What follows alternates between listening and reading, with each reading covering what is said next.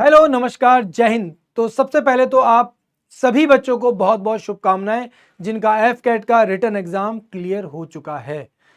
तो जैसा कि हम लोगों ने उम्मीद की थी, मेरिट आप लोगों को भी पता चल गया कि भाई मार्क्स में जो मेरिट है वो काफ़ी थोड़ा बहुत नीचे आई है। अब तक जो मिनिमम था वो था 121, अब फाइनली 110 और 80 मार्क्स तक आ चुका है।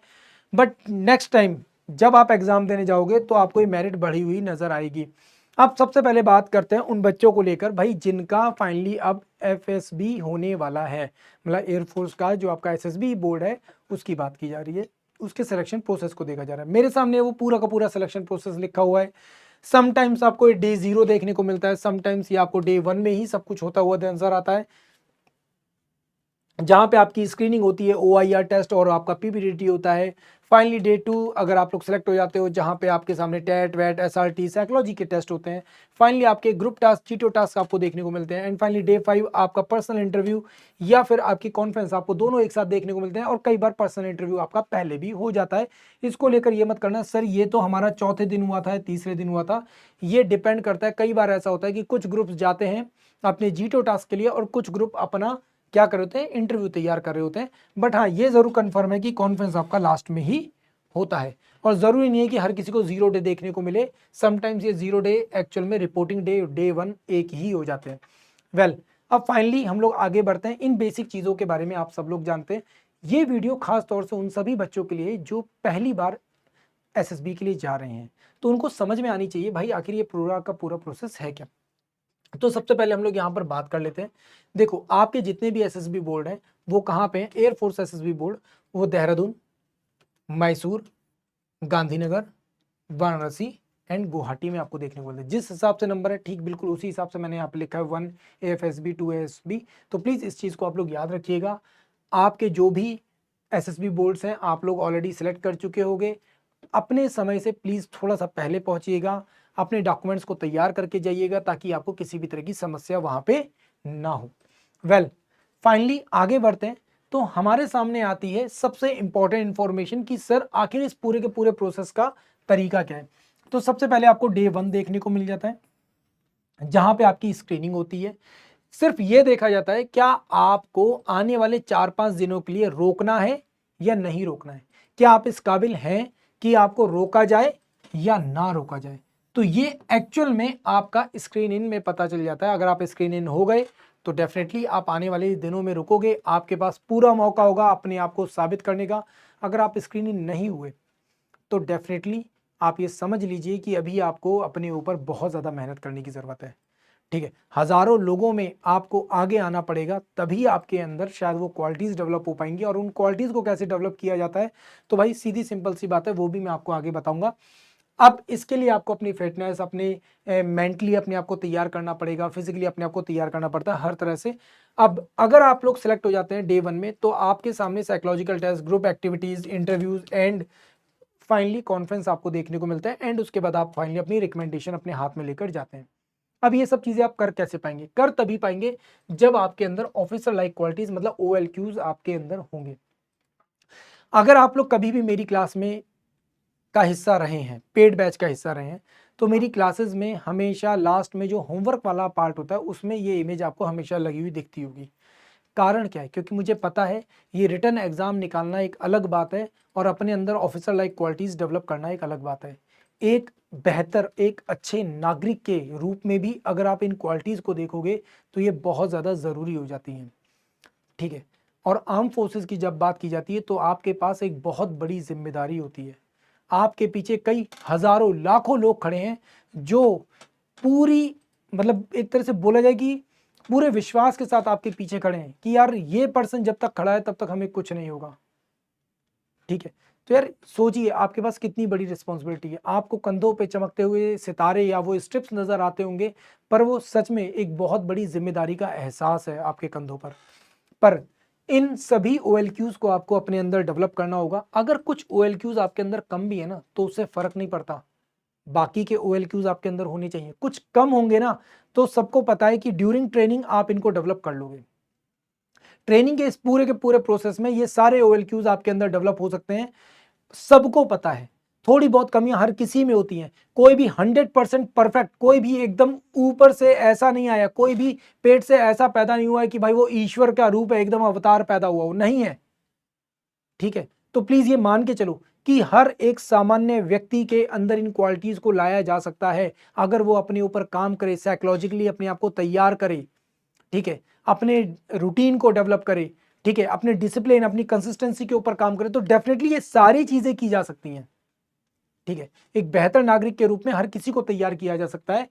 अब अगर हम लोग बात करें कि सर नॉर्मल जो एसएसबी होता है और जो एएफएसबी होता है, क्या इसमें कुछ फर्क है? देखो ज्यादा कुछ फर्क नहीं है, पूरा का पूरा प्रोसेस सिमिलर होता है। बस एक चीज का फर्क है कि अगर आप फ्लाइंग ब्रांच के लिए जा रहे हो तो आपके सामने क्या देखने को मिलेगा? आपको सीपीएसएस, आपको एक एग्जाम या टेस्ट देखने को मिलेगा। एक तरह का देखा जाए तो गेम सिमुलेशन है एक तरह की, जो कि आपको यहाँ पर देखने को मिल जाती है।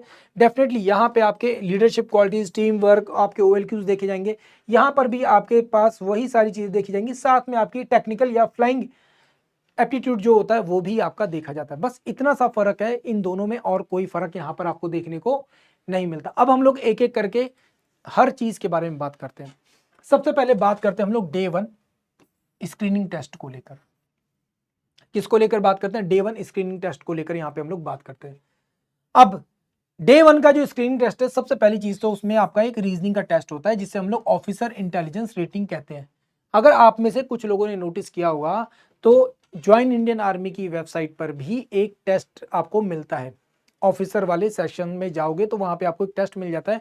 अगर आप उस टेस्ट को अटेम्प्ट करते हो तो वो आपको एक रेटिंग देता है कि आपके अंदर काबिलियत है एज अ ऑफिसर या नहीं है। ठीक है, तो आपको वो रेटिंग मिल जाती है। उस रेटिंग से आप ये अंदाजा लगा सकते हो कि हाँ यार, मेरे अंदर थोड़ी बहुत कमियां होंगी, उनको मैं अपने ऊपर काम करके खत्म कर सकता हूँ, बट मेरे अंदर वो सारी काबिलियत है। तो सबसे पहली चीज, आपके पास verbal and non verbal reasoning का पार्ट आता है, और ये पार्ट आपको ज्वाइन इंडियन आर्मी की वेबसाइट पर भी देखने को मिल जाएगा, जैसा कि मैंने आपको बताया। ठीक है, इसके बाद अब जो सबसे इंपॉर्टेंट पार्ट आता है, जो एक्चुअल में आपके सिलेक्शन को सबसे ज्यादा क्या इंपैक्ट डालता है, वो क्या है? वो है आपका पीपीडीटी। अब इस पीपीटी में होता क्या है भाई, एक इमेज आपको दिखाई जाएगी जो बड़ी ब्लरिश और गेजी सी होगी। उस इमेज के ऊपर आपको एक स्टोरी लिखनी होगी, उसी स्टोरी को आपको नरेट करना होगा, डिस्कशन करना होगा अपने ग्रुप के साथ बैठ के, फाइनली एक कंक्लूजन बनाना होगा। अब यहां पे सबसे बड़ी बात आती है कि हर कोई हर चीज को, हर इमेज को अलग अलग रूप में देखता है। जितने भी लोगों ने मुझे देखा है, ठीक है, हो सकता है उनके मन में मेरे लिए अलग अलग विचार हों, जबकि मैं पढ़ा तो सभी बच्चों को रहा हूं, एक जैसा ही पढ़ा रहा हूं, एक जैसी ही बातें कर रहा हूं। मैं जब क्लास में जाता हूं, जितने भी हजारों बच्चे मुझे देख रहे हैं, या ये वीडियो भी जितने भी हजारों बच्चे देख रहे होंगे, उन सबके पास जब ये वीडियो पहुंचेगा तो हर कोई मेरी इमेज अपने अपने हिसाब से बनाएगा, और अपने अपने हिसाब से क्या करेगा, मेरे बारे में लिखेगा, मेरे बारे में बताएगा। मैं ऐसा इसलिए बता रहा हूं, क्यों? क्योंकि जब आप वहां पर इमेज देखते हो तो आपकी जो क्रिएटिविटी है ना, वो निकल के आती है, आपकी जो इमेजिनेशन है वो निकल के आती है बाहर। आप कैसा सोचते हो, ये चीज निकल के बाहर आ जाती है। अब आपको करना क्या है? बड़ी सिंपल सी चीज है सर। आपको 30 सेकंड मिलते हैं इस इमेज को देखने के लिए। इस 30 सेकंड में आपको 10 सेकंड उस इमेज को बहुत ध्यान से देखना है। उस इमेज को देखकर आपको इजीली पता चल जाएगा आपका मेन कैरेक्टर कौन है। उस मेन कैरेक्टर के रूप में आप अपने आप को देखिए, और 20 सेकंड ये सोचिए कि आखिर चेन ऑफ इवेंट है क्या, इसमें हो क्या रहा है, क्या प्रेजेंट करना है आपको। 20 सेकंड बस वो ये देखना है, एज अ लीडर अगर आप होगे उस सिचुएशन में, उस कंडीशन में, तो आप क्या करोगे। पर एक बात ध्यान रखना, you are not a super hero. आप कोई सुपर हीरो नहीं हो, बस इस चीज का ध्यान रखना। एज अ ह्यूमन आप क्या सबसे बेहतर कर सकते हो, बस ये चीज आपको पता होनी चाहिए। वेल, जब आप यहां पर स्टोरी लिख रहे हो तो भाई देखो, इससे पहले प्लीज जितना हो सकता है स्टोरी राइटिंग की प्रैक्टिस करके जाओ। क्यों? क्योंकि आपको सिर्फ और सिर्फ 5 से 6 या हद से हद 7 लाइंस के अंदर इस स्टोरी को खत्म करना है, और खत्म करने के बाद उस स्टोरी को एटलीस्ट एक कंक्लूजन तक पहुंचाना है, जो कि पॉजिटिव होना चाहिए, चाहे स्टोरी कितनी ही नेगेटिव क्यों ना दिख रही हो। ठीक है, दूसरी चीज, आपको फाइनली नरेट करना होता है, तो नरेट करने की स्किल आपको अपने अंदर डेवलप करनी पड़ेगी। ये एक दिन में डेवलप नहीं होगी, डेली बेसिस पे जब भी आप स्टोरी लिख रहे हो तो उसको नरेट करने की आदत डालो। 4 लोगों के सामने नहीं तो कम से कम एटलीस्ट मिरर के सामने खड़े होकर बोलने की आदत कर डालो, प्रैक्टिस करो। और please all these things should be in a English. Please ये मत बोलना कोई मेरे से सर हिंदी में कर सकते हैं क्या, नहीं सर, बिल्कुल भी नहीं। प्लीज, अगर पूरे के पूरे बच्चे अगर इंग्लिश में कर रहे हैं तो आप भी इंग्लिश में करोगे, ठीक है। 12 साल स्कूल के और उसके अलावा 3 साल या 4 साल आपकी कॉलेज की पढ़ाई, इतने साल तक आपने क्या किया, कैसे जवाब दोगे? खुद सोचिए, आपको इंग्लिश में ही करना है सर। ये सबसे इंपॉर्टेंट चीज क्या है?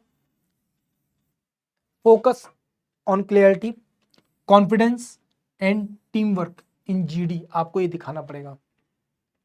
आप जब अपनी स्टोरी प्रेजेंट करो, ध्यान रखिए जो स्टोरी आपने लिखी आप उसी स्टोरी पे बने रहिए। ऐसा मत करना कि जब जीडी का टाइम आया, नरेट करने का टाइम आया तो आपने अपनी स्टोरी बदल दी। दूसरे से इंस्पायर नहीं होना है। दूसरे से इंस्पायर हो रहे हो इसका मतलब आपके अपने थॉट्स क्या है, क्लियर नहीं है, आप खुद के ऊपर कॉन्फिडेंट नहीं हो, आपने अपनी स्टोरी में कुछ चेंज कर दिया। हाँ, कई बार मुझे ये पता चलता है, कुछ बच्चे बोलते हैं सर मैंने स्टोरी तो लिखी पर लास्ट में ना एंडिंग नहीं कर पाया मैं उसकी। कोई बात नहीं, एक लाइन रह गई थी लिखने के लिए, कोई बात नहीं, 4 मिनट आपके पास कम पड़ गए थे, कोई बात नहीं, आप उस एंडिंग को एटलीस्ट अपने नरेशन में प्रेजेंट कर सकते हो। 10 से 12 मिनट होते हैं पूरे के पूरे ग्रुप को आपस में अपनी स्टोरी बताने में और उसके बाद एक फाइनल कंक्लूजन तैयार करने में। ये चीज आप एज अ लीडर बहुत आराम से कर सकते हो, आपके पास एक अच्छा खासा टाइम होता है। ये भी मत सोचना कि सर मैं तो ना वहां पर बहुत स्मार्टली बैठा हुआ था, मैं सबका वेट कर रहा था, लोग चुप होंगे तब मैं बोलूंगा, पर उतना ज्यादा क्योस फैला हुआ था सर मैं कुछ बोल नहीं पाया। नहीं सर, समटाइम्स ऑडेसिटी भी मैटर करती है। आपको बोलना पड़ेगा, आपको खड़ा होना पड़ेगा, आपको स्टैंड लेना पड़ेगा अपने लिए। एटलीस्ट पीपीडीटी में तो 100% लेना पड़ेगा। वेल, फाइनली यहां पे रिजल्ट अनाउंस होगा। इस रिजल्ट अनाउंस में अगर आप पास हो जाते हो तो डेफिनेटली आप सब स्टेज 2 में पहुंचोगे एंड डेफिनेटली मुझे भरोसा है कि आप सब लोग पास होंगे। अब आता है डे 2। डे 2 में सबसे इंपॉर्टेंट चीज आपके सामने आता है साइकोलॉजी से, ठीक है। साइकोलॉजिस्ट आएंगे, साइकोलॉजिकल टेस्ट आपके सामने होंगे, बहुत सारे अजीबो गरीब टेस्ट आपको देखने को मिलते हैं, बट यहां पे आपके सामने सबसे इंपॉर्टेंट आता है टेट, ठीक है। अब टेट में होता क्या है कि आपके सामने कुछ जगहों पर 11 और कुछ जगहों पर कभी कभी ये भी बताया था सर 12 इमेजेस हमको देखने को मिली, ठीक है। Last one will be a blank, last की जो इमेज होगी वो ब्लैंक होगी, ठीक है। बाकी उससे पहले की जो इमेजेस होंगी वो आपके सामने आती रहेंगी, 30 सेकंड के लिए आएंगी, फिर उसके बाद हट जाएंगी, आपको स्टोरी लिखनी होगी, फिर अगली आएगी, फिर उसके बाद हट जाएगी, फिर अगली आएगी। अगर आप कहीं पर भी पीछे रह गए तो समझ लीजिए आपकी स्टोरी एक आपके हाथ से गई। तो आपको अपनी स्पीड तो मेंटेन करनी पड़ेगी सर, आपको लिखने की हैबिट डेवलप करनी पड़ेगी, इसके लिए ध्यान रखिएगा। यहां पर एक्चुअल में आप एक स्टोरी लिखोगे, 2 स्टोरी लिखोगे, 3 स्टोरी लिखोगे, 4 स्टोरी लिखोगे, सर 5वीं स्टोरी के बाद ना आप गलतियां करना शुरू कर दोगे। आपके अंदर का जो कैरेक्टर है ना वो बाहर आना शुरू हो जाएगा, क्योंकि आप जितना इमेजिन कर सकते थे ना, जितनी हाइपोथेटिकल थिंकिंग क्रिएट कर सकते थे आप वो सब कर चुके हो। मेरा हीरो ये कर रहा था, मेरा हीरो ये कर रहा था, ऐसा किया वैसा किया, ये हुआ वो हुआ, आप सब कुछ कर चुके हो। आफ्टर द 5th स्टोरी ना आप लिटरली वापस से उसी रिदम में आ जाओगे जो एक्चुअल में आप हो। ऐसा हुआ था, ऐसा हुआ था, ऐसा हुआ और ये हो गया, ये हुआ, ये हुआ, ये हुआ और ये हो गया। आप वापस उसी फ्लो में आ जाओगे जो एक्चुअल में आप हो। तो प्लीज अपने अंदर, इसीलिए कहा जाता है अगर आपके अंदर वो क्वालिटीज होंगी तो ही वो निकल के सामने आएंगी। फिर इसके अलावा आता है आपके सामने वर्ड एसोसिएट, मतलब जिसे हम लोग कहते हैं वेट। अब ये जो पेपर होता है ये भी बड़ा मजेदार होता है। इसमें आपके सामने आते हैं 30 वर्ड्स। इन ये जो 30 वर्ड्स होते हैं ना, इनको मात्र और मात्र 3-4 शब्दों में आपको बयान करना होता है। आपके पास कोई भी शब्द आया है, ठीक है, तो आपको जितना शॉर्ट सेंटेंस होता है उतना शॉर्ट। कई लोग क्या करते हैं, एक्सप्लेनेशन के चक्कर में सेंटेंस लिख देते हैं 10-15 शब्दों का, 12 शब्दों का। नहीं सर, जितने मिनिमम शब्दों में लिख सकते हो उतना मिनिमम में लिखो।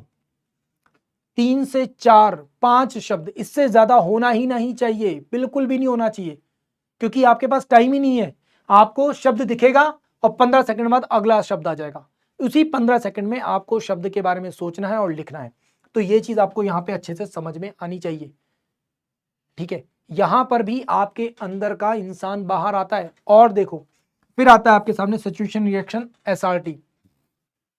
एसआरटी भी सेम यही चीज होती है, different different real life situations आपके सामने डाली जाएंगी। और सबसे बड़ी बात पता है क्या है? सबसे बड़ी बात यह है कि कई बार बच्चों से वर्ड छूट जाते हैं, कई बार बच्चों से एसआरटी छूट जाती है। क्यों? क्योंकि टाइम हो जाता है खत्म। सर टाइम नहीं बचा, कोई बात नहीं, पर कोशिश करना जो सीक्वेंस है वो सीक्वेंस बना रहे, कोशिश करना।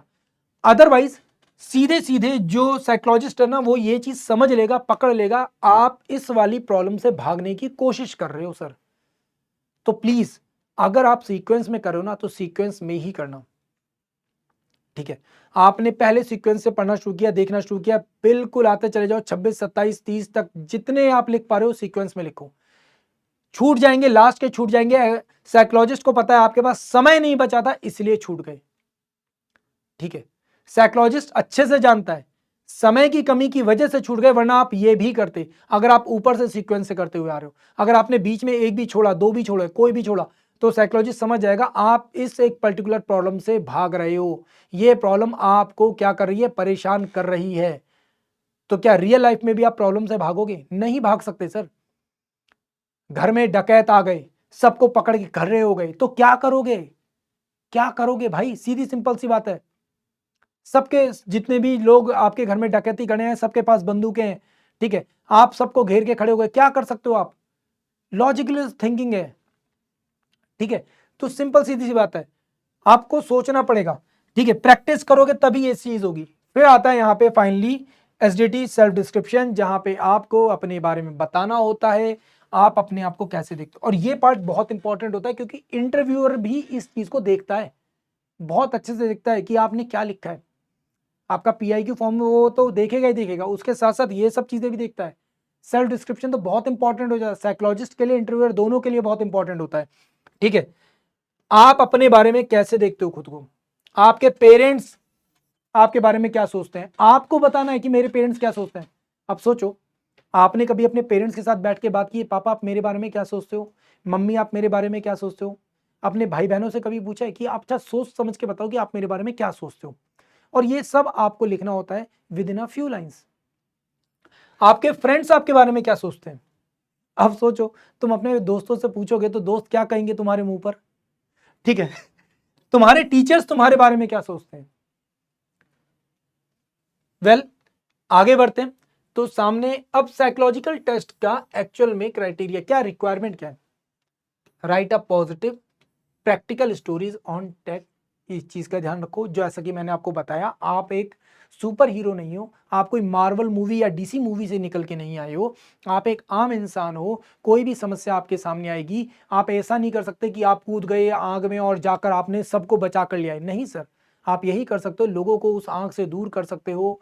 तुरंत आप क्या कर सकते हो, फायर ब्रिगेड को इन्फॉर्म कर सकते हो, पुलिस को इन्फॉर्म कर सकते हो, ठीक है। इसके अलावा आप क्या कर सकते हो, जो घायल लोग हो गए हैं उनको फर्स्ट एड देने के लिए सोच सकते हो, या फिर आप एम्बुलेंस को कॉल कर सकते हो। ये सब चीजें कर सकते हो, एक आम नागरिक की तरह से सोचो। कोई भी अगर प्रॉब्लम आपके सामने आती है, ठीक है, बाढ़ आ गई, तो क्या नदी में कूद जाओगे, जान बचा ली किसी की? नहीं सर, ऐसा नहीं कर सकते। बाढ़ आ जाएगी, आप लोगों को क्या करोगे, बाढ़ प्रभावित क्षेत्र से दूर करने की कोशिश करोगे, ठीक है, यही करोगे ना, इन्फॉर्म करोगे अथॉरिटीज को, बताओगे, है ना। जो भी आसपास साजो सामान हो सकता है इकट्ठा करोगे लोगों की जान बचाने के लिए, लोगों की हेल्प के लिए। यही कर सकते हो, एक आम नागरिक की तरह से सोचो तो। You are not a Iron Man कि भाई मैं तो कर दूंगा। समझ में आई बात? क्रिस्प और मीनिंगफुल होने चाहिए जब आप वेट में वर्ड के किसी भी वर्ड के ऊपर कोई सेंटेंस लिख रहे हो। ध्यान रखिएगा, मैंने आज जैसा कि आपको बताया 4 से 5 शब्द हो, इससे ज्यादा ना हो, क्योंकि टाइम बहुत कम होता है। 15 सेकंड के अंदर आपको लिखना होता है और मीनिंगफुल होना चाहिए, ठीक है। एसआरटी की प्रैक्टिस करो, जितना क्विक और इफेक्टिव डिसीजन मेकिंग आप कर सकते हो। तो ये कैसे हो सकती है, प्रैक्टिस से ही हो सकती है। डेफिनेटली आपके सामने डिफरेंट डिफरेंट सिचुएशंस है, मैंने भी कुछ सिचुएशन आपके सामने रखी, बट आप क्या कर रहे हो, अभी यहाँ पे सोचने में समय लगा रहे हो, पर वहां पे इतना समय नहीं होता क्योंकि आपको 60 एसआरटी का आंसर करना होता है। एंड प्लीज सेल्फ डिस्क्रिप्शन में जितना होनेस्ट हो सकते हो, जितना ज्यादा ईमानदार हो सकते हो खुद से, उतने ज्यादा ईमानदार हो। आप खुद सोचो, अगर मैं आपसे मिलूंगा या आप मेरे से मिलोगे तो हम क्या करेंगे, एक दूसरे को अपना सबसे ज्यादा बेस्ट वर्जन दिखाएंगे, सबसे ज्यादा बेस्ट वर्जन दिखाएंगे, है ना। हमारा रिलेशनशिप सबसे ज्यादा खूबसूरत होगा। एंड अगर यहीं पर आपका और मेरा विवाह हो जाए, मतलब एक कंडीशन मैं आपको दे रहा हूं, आपका और मेरा विवाह हो जाए, आपकी और मेरी शादी हो जाए, तब आपको पता चलेगा कैसा आदमी है यार। वहां पर स्क्रीन पे तो बड़ा स्मार्ट बन के रहता है, बताओ यार घर में हाफ पैंट में घूम रहा है, हैं बताओ यार पूरे दिन ऐसे ही पड़ा रहता है, बिस्तर पे ही पड़ा रहता है। लॉजिकली सोचो, आपने देखा है ना कितने सारे लोगों के डिवोर्स होते हैं, कितनी सारी फैमिली में प्रॉब्लम होती है, क्यों हो रही है? क्योंकि जब आप आपस में दूर दूर रहते हो, कुछ घंटों के लिए मिलते हो, तो आप अपना बेस्ट प्रेजेंट करते हो, I am so good for you, है ना, वो वाली कंडीशन। एग्जैक्टली सेम कंडीशन क्या है, आप इंटरव्यूअर को भी प्रेजेंट करो कि मैं तो परफेक्ट हूं, मैं तो एकदम वो आदमी हूं जो ऑफिसर बनने के लायक है, मेरे हाथ में ही आना चाहिए राफेल फाइटर जेट। बट ऐसा नहीं है। आप जब तक खुद से ईमानदार नहीं होगे तब तक कैसे पता चलेगा? और साइकोलॉजिस्ट इस चीज को बहुत इजीली क्या कर लेता है, पकड़ लेता है। तो प्लीज इस चीज का ध्यान रखना। फाइनली डे 3 एंड डे 4 आपको देखने को मिलते हैं, जहां पे आपको ग्रुप टेस्टिंग ऑफिसर या जीटीओ आपको देखने को मिल जाते हैं। एंड ये जीटीओ क्या करते हैं, आपकी कंप्लीट पर्सनालिटी को, आपकी एक्चुअल लीडरशिप को ग्राउंड पर देखते हैं, ग्राउंड पर देखते हैं। और भाई जीटीओ का ना बहुत बड़ा रोल होता है सिलेक्शन में। क्यों? रीजन है क्योंकि जीटीओ ना आपकी बॉडी लैंग्वेज, आपकी साइकोलॉजी सब कुछ देख रहा है। साइकोलॉजिस्ट ऑन पेपर सब कुछ निकाल के रखेगा बाहर, और जीटीओ ना जमीन पर पकड़ लेगा तुम कैसे इंसान हो, 10 लोगों के बीच में आप कैसा बिहेव कर रहे हो। कल अगर चलकर आगे चलकर आपके हाथ में एक कंपनी आएगी, एक प्लाटून आएगी, तो आप कैसे उनके साथ करोगे, कैसे बिहेव करोगे, कैसे काम करवाओगे, वो वहीं पर पकड़ लेगा ये सब चीजें। ठीक है, तो ये चीज ध्यान रखना, आपको इसका अच्छे से पता होना चाहिए। सबसे पहली चीज आपके सामने जीडी, ठीक है, ग्रुप प्लानिंग एक्सरसाइज आपको देखने को मिलती है। ठीक है, जीडी में कोई भी करंट से रिलेटेड टॉपिक आपके सामने आएगा। ठीक है, तो करंट में करंट अफेयर की न्यूज़ और जो चीज़ें आपके सामने चल रही हैं, जैसे अभी आज के टाइम पीरियड पे यूएस इजराइल एंड ईरान का जो कॉन्फ्लिक्ट चल रहा है, ठीक है, इस तरह की जो भी चीज़ें, इंडिया को लेकर कोई भी चीज़ें, तो please Jio political and international level पर जो भी चीज़ें चल रही हैं, नेशनल लेवल पर जो भी चीज़ें चल रही हैं, उनको अच्छे से समझो। ठीक है, तो कि जो आपके जीडी में अच्छा खासा इंपैक्ट डालेंगे। ठीक है, एक इंटरेक्टिव डिस्कशन होगा और विद सॉल्यूशन आपको क्या करना होगा, यहाँ पे रखना होगा। फिर दूसरी चीज क्या होती है, प्रोग्रेसिव ग्रुप टास्क आपको देखने को मिल जाता है, एंड हाफ ग्रुप टास्क आपको देखने को मिलता है। डेफिनेटली ये टीम चैलेंजेस है, जहां पे टीम बड़ी होती है और जहां पे टीम आपकी छोटी होती है। ठीक है, तो जब आपकी टीम बड़ी है, आपको डिफरेंट डिफरेंट टास्क परफॉर्म करने हैं, तो आप किस तरीके से कर रहे हो। जब आपके पास टीम छोटी है तब आप कैसे परफॉर्म करो, भाई सीधी सिंपल सी बात है। जब आप वॉर लाइक सिचुएशंस में जाते हो, तब वहां पे ये नहीं होगा ना भाई मुझे कम से कम 50 बंदे चाहिए अपने साथ तभी मैं करूंगा, है ना। आपको छोटे से छोटी टुकड़ी के साथ भी मिलकर काम करना होता है, बड़े से बड़े ग्रुप के साथ मिलकर भी काम करना होता है। तो आप किस तरह से कोऑर्डिनेट करते हो, कैसा आपका बिहेवियर रहता है, कोई भी अगर क्योस पैदा होता है तो आप कैसे उसको टैकल करते हो, है ना, सॉल्यूशंस आप कैसे देखते हो, अपने टीम मेंबर्स को कैसा सपोर्ट करते हो, ठीक है, उनकी प्रॉब्लम्स को कैसे आप लोग समझ रहे हो, ठीक है, उनको कैसे मोटिवेट करो, ईच एंड एवरीथिंग क्या होता है यहाँ पे निकल के बाहर आ जाता है।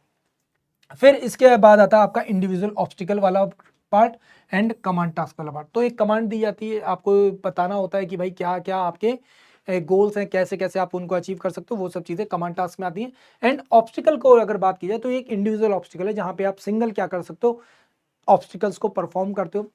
ठीक है, अब यहाँ पर एक चीज़ ये भी होती है कि आप कोई एक ऑब्स्टिकल अगर आप पास नहीं कर पा रहे, तो हम लोग क्या करते हैं, कई बार उसको छोड़कर बाकी के ऑब्स्टिकल करना शुरू कर देते हैं। बिल्कुल करो, बट अगर आपके पास समय बच रहा है तो वो जो ऑब्स्टिकल आपने छोड़ा है ना, उसे परफॉर्म जरूर करो। क्यों? क्योंकि अगर आप छोड़ रहे हो तो इसका मतलब आप क्या करो, प्रॉब्लम से भाग रहे हो। तो क्विट मत करो। आपने सारे के सारे ऑब्स्टिकल कर दिए, उसके बाद आप आओ अपने उस ऑब्स्टिकल के ऊपर जाओ जो आपका छूट गया था, जो आपसे टाइम वेस्ट करवा रहा था, कि अब तुझे देखता हूं मेरे पास टाइम बचा हुआ, अब तुझे सॉल्व करूंगा मैं। ठीक है, तो ये एटीट्यूड होना चाहिए कि भाई प्रॉब्लम को पीछे नहीं छोड़ना है, उसे खत्म करके आगे बढ़ना है। अगर कोई प्रॉब्लम है तो उसका सॉल्यूशन है क्या, यहां पर तो भाई एफर्ट्स डालने पड़ेंगे। तो फिजिकली अपने आप को फिट करो इन सभी ग्रुप टास्क के लिए। ठीक है, फिर उसके बाद आपके सामने स्नेक रेस आता है, लेक्चरेट जैसी चीजें भी आपको देखने को मिल जाती हैं। आपको 3 मिनट की एक क्या करनी होती है, स्पीच देनी होती है। ठीक है, एंड इसमें स्नेक रेस में आपको एक ग्रुप रेस होती है, आपके हाथ में एक स्नेक होता है, स्नेक मतलब असली स्नेक नहीं होता, एक रस्सी या कुछ आपको मोटा सा त्रिपाल टाइप का फोल्ड करके पकड़ा दिया जाएगा, जिसको लेकर आपको साथ में चलना पड़ेगा। एक तरह से समझ लीजिए वो स्नेक नहीं है, आपका बडी है, जिसे आपको हर हाल में सेफली क्या करना है, पहुंचाना है। ठीक है, वेल इसके अलावा लेक्चरेट एक शॉर्ट स्पीच होती है, जैसे कि आपके जीडी के टॉपिक होते हैं। ठीक है, सेम बिल्कुल वैसे ही जियो पॉलिटिक्स से लेकर इंटरनेशनल रिलेशन से लेकर नेशनल अवेयरनेस तक के जितने भी टॉपिक्स हो सकते हैं उन सबको अच्छे से पढ़ो, एंड उस पर 3 मिनट की एक स्पीच अपनी तैयार करने की आदत डालो। अगर आपको न्यूज़पेपर रीडिंग की आदत है तो बहुत अच्छी बात है, आपको जीडी और लेक्चरेट दोनों में इसकी हेल्प मिल जाएगी। फिर फाइनली आपको देखने को मिलता है पर्सनल इंटरव्यू।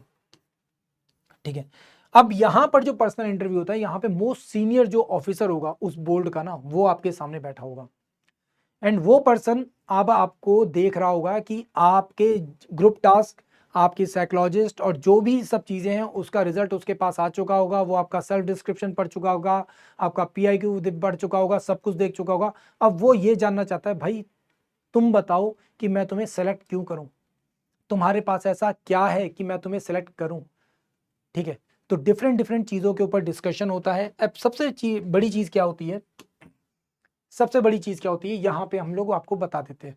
सबसे पहले ग्रुप टास्क के लिए सबसे इंपॉर्टेंट चीज क्या है, improve the physical fitness and outdoor activities, please each and everyone.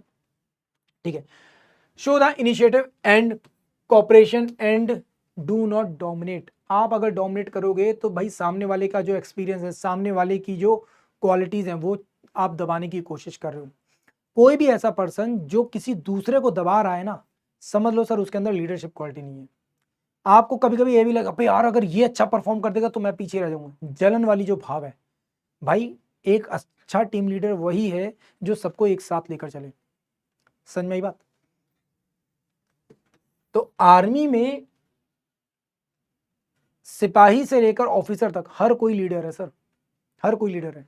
असल बात तो ये है, एक सिपाही से भी जो ऑफिसर होता है ना वो बहुत कुछ सीखता है, क्योंकि ऑफिसर अपनी ट्रेनिंग 1.5 साल की 1 साल की पूरी करके पहुंचा, और सिपाही जो वहां पे ऑलरेडी अपने 10 12 15 साल बिता चुका है कॉम्बैट में, वो उसे बता सकता है कि एक्चुअल में रियल सिचुएशन में क्या करोगे तुम। अब तक जो तुम करके आए हो वो अलग कंडीशन है, अब जो तुम करोगे वो एक अलग कंडीशन है, इसलिए ध्यान रखना ये चीज।